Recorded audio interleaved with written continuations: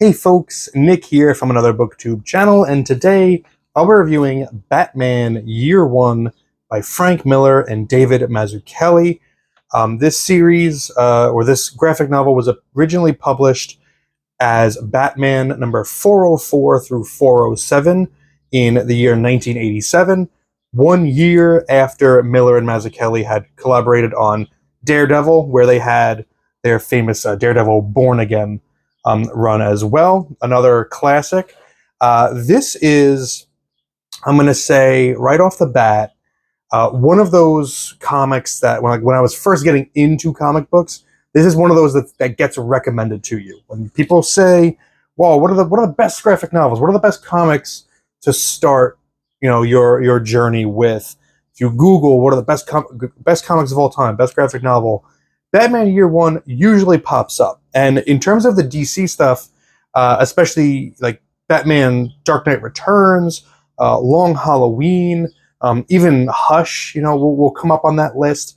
I think Year One is the best of all of those, personally.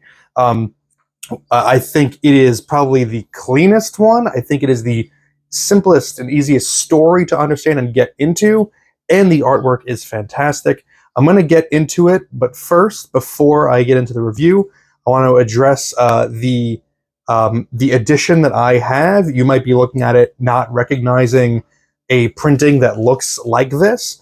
That's because this is a copy that I made myself. I hand bound this book. I took the 4 facsimiles of the Batman Year One story, and I sewed them together. I created a hardcover. I designed my own end papers, and there's a lot of noise. I forgot to close my window. So yeah, I designed it myself. I made my own end papers. I made my own dust jacket, all that. If you're interested in seeing how I did that, I released a process video showing how I did it from beginning to end. It's pretty long, but you could count it as an ASMR type thing. Just watch it to relax.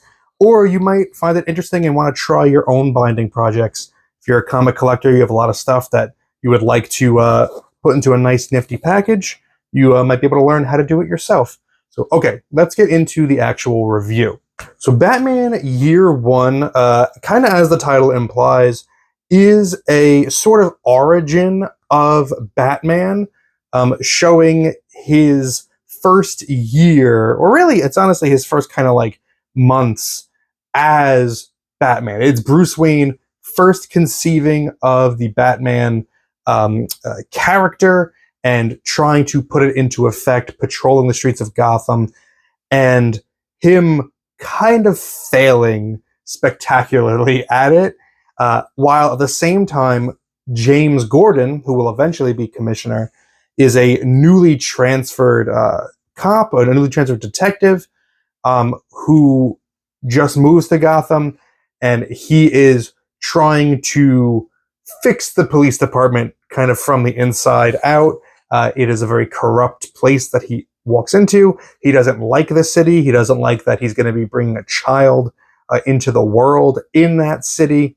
So the two stories kind of parallel each other. Gordon's new to the city. Batman's new to the city. They're both trying to fix things in their own way, and they both experience a lot of shortcomings in trying to do so. Frank Miller is adamant about trying to portray Gotham City as a kind of bad place, as a place that needs a lot of help, that is corrupt, that is grungy, that is gritty. And David Mazzucchelli matches that mood with his artwork. I would describe Mazzucchelli's style as a blend of Alex Toth and Mike Mignola with a touch of Jaime Hernandez. He's got this he has these really clean designs, but he has a great knack for spotting blacks and just putting on big pools of black ink on the page, and that helps to sell the atmosphere. It helps to sell the setting of being a really kind of gross place, one that is not just physically dirty with garbage, but a place that is kind of rotted almost at its core. And so now you have our two heroes that are introduced who are trying their hardest to push against that world that they're inhabiting to try to make it a little bit of a better place. And it works great. It is a really well paced story. The conflict of Gordon trying to be the straight and narrow cop while the other cops in the precinct are not, and they're actively trying to get him fired or worse, trying to hurt him, is great. But also, Gordon is trying to figure out who this new vigilante is that's dressing up like a bat and trying to beat people up. And I love that Batman is not slick, like coming out the gate. The whole premise of this is that Bruce Wayne kind of gets in over his head when he first starts out. He's constantly putting himself in situations that he should not be entering. Like he enters into fights where there are way too many people going against him. He's constantly getting hurt. He's getting shot at. He's getting injured severely. He's struggling, and that's so much more interesting than him coming out the gate being a badass. And his costume reflects that. The costume that Batman wears is very plain. It looks handmade. Looks like a little bit too big for him at times. He's not extremely muscled up. He's not wearing military grade armor the way that you see Batman today, like just the 12 pack of abs, the armored suits, like none of that. He is just a guy who probably sewed this together. He's got the bare minimum that he's trying to work with, and he's constantly getting hurt. He's constantly messing up, and that's great. That's so much more interesting. I love that the costume reflects that as well. Quick note about the coloring. In the original comic, the coloring is done by Richmond Lewis, and it's one color palette. And then for the modern paperback reprints, Lewis recolored every page. And so that's what you'll see when you buy off the comic stands now. That's what you'll get. Both editions look great. I think personally. What I have here bound is the original coloring. I compared it to a trade paperback, and I would flip through pages side by side to see, which one was better at evoking the atmosphere or mood. And I like both. I think both are completely valid and viable ways to read this story. Both are sanctioned. I think Mazzucchelli and Richmond Lewis are married. So I would hope that it was sanctioned for the recoloring. But yeah, it's not like a situation where the Killing Joke was recolored by Brian Bolland for the trade because he disapproved of the original colors that were printed.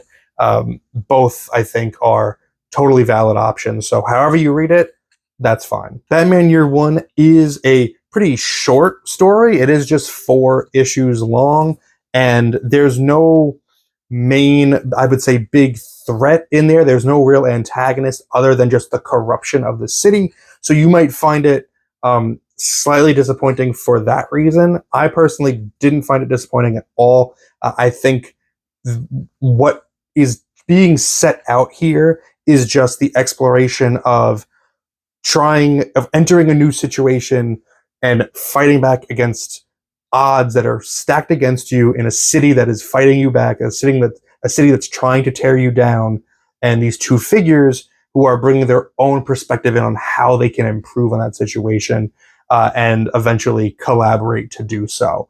I think it's a really strong story, even without a strong central antagonist. I think that the artwork by Mazzucchelli is incredible, and I look forward to getting the artist edition that's coming out later this year, because while I said both color versions are great, I do think Mazzucchelli kind of has work that's built for black and white. I think it's going to look beautiful in black and white, so I look forward to that. And Frank Miller, this is him, I think, at his strongest in terms of writing good thematic stories. I think this is him at the height of his powers. So Batman Year One, excellent book, one of my favorites, one of the best that DC has had to offer in its history. I highly recommend it to you. Let me know your thoughts about Batman Year One in the comments below. Thank you very much for spending some time with me today, but now it's time to get back to the reading.